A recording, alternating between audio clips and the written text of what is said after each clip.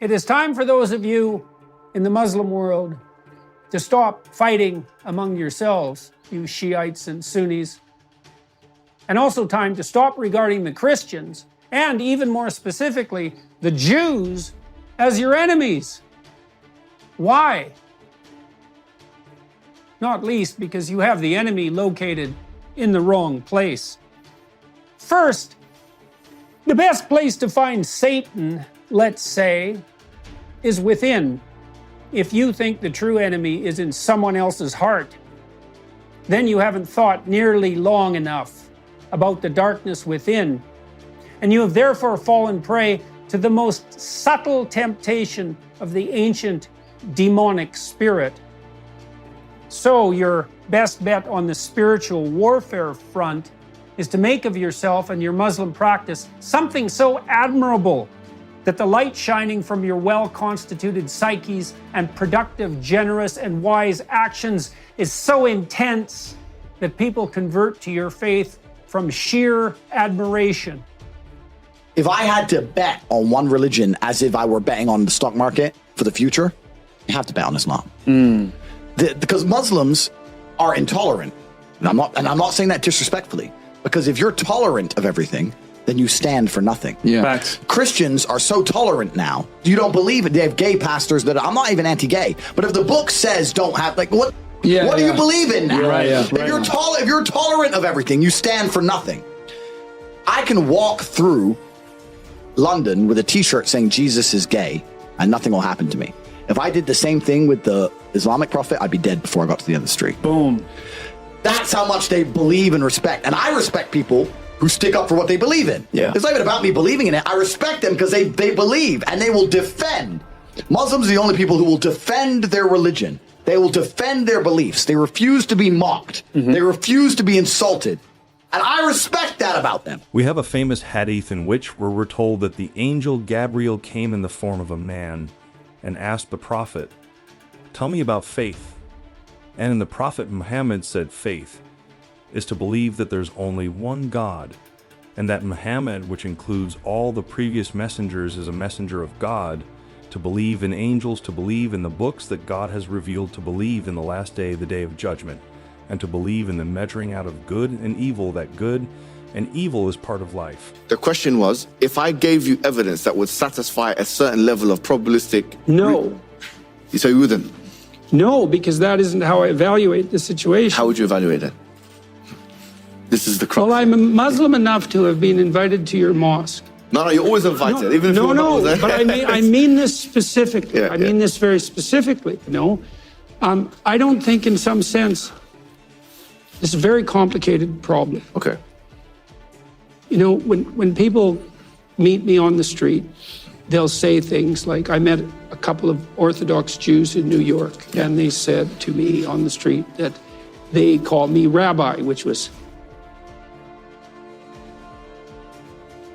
it's a hell of a thing to hear, you know. And so, and then I have Muslim people who are listening to my biblical lectures, and more than that, they say, by the way. Yeah. Yes, and more than that. And, you know, they say, well, Peterson doesn't know it yet, but he's really a Muslim. And that's very, that's an honor, you know? Just like it was an honor to be approached by these Orthodox Jews. And that hasn't only happened once. And I've had lots of correspondence with people. And the same thing has happened with the Orthodox Christians, and to some degree the Catholics, and lesser so the Protestants. And so I don't know exactly what to make of that. We talked about this a little bit. Yeah. And let's talk about proof, you know. Well, for me, the proof of faith is the attractiveness of its adherents. And that's something to think about, right? Well, are you a shining example of the Muslim faith? Well, how hard do you shine? There's a goal.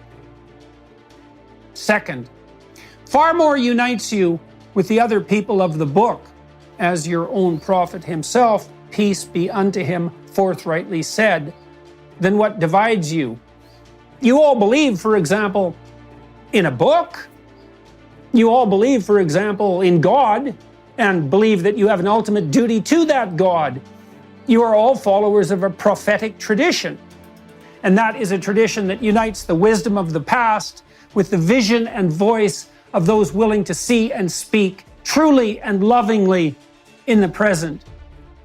And you are all threatened, in a very real sense, by the system of vengeful Luciferian ideas that currently confronts all that is transcendent, traditional, and valuable on the sexual front, on the familial front, on the conceptual front, on the psychological and sociological front, and, in the final analysis, on the theological front.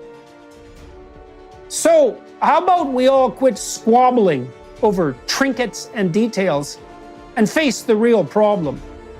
And I should also point out that it is not the individual carriers of the woke, politically correct, degenerate, neo-Marxist ideas that should be regarded as the enemy either. The Muslim theology is I think it's a radical monotheism that even I think it transcends the monotheism of Judaism, which has some anthropomorphic elements in it that the Muslims would not accept. But generally, the Jews and the Christians agree on the theology. Rabbis, I've had many talks with rabbis, and they see Islam. In fact, Kohler says that Muslims were always seen as full proselytes of the Noahidic laws, whereas Christians were not because of the Trinity. So the Trinity is, the principle of the triad is, in Plato, in the Timaeus, that talks about that. So the principle of the triad is a very powerful principle, and there are many, many trinities in the world that we see. Islam, mainstream Islam, not just Al-Qaeda style Islam, just any Islam that really is worthy of the name in the year 2021, is founded on the claim that the Quran is the literal word of God. It is not to be. The question is, what does literal mean? Yeah, but in the minds of most Muslims, most of the time, it means that these stanzas were dictated to Muhammad in his cave by the archangel Gabriel, and he was commanded to recite, and he recited them. And what we have here, in truth, the Orthodox claim is even more stringent than the seemingly analogous, fundamentalist, Christian claim about the Bible.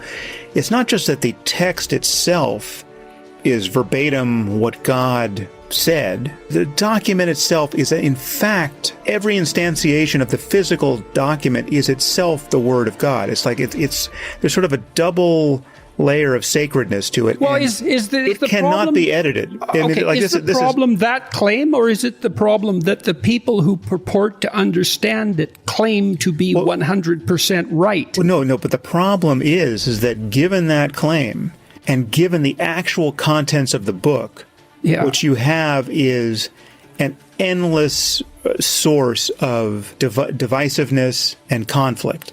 Like, if you dignify that claim, you say, okay, this is the most important series of utterances ever expressed on Earth.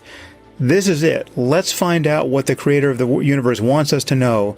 What he wants us to know, above all else, is that, one, we should hate and fear and despise and resist and never befriend unbelievers. Right? That message comes through on virtually every page.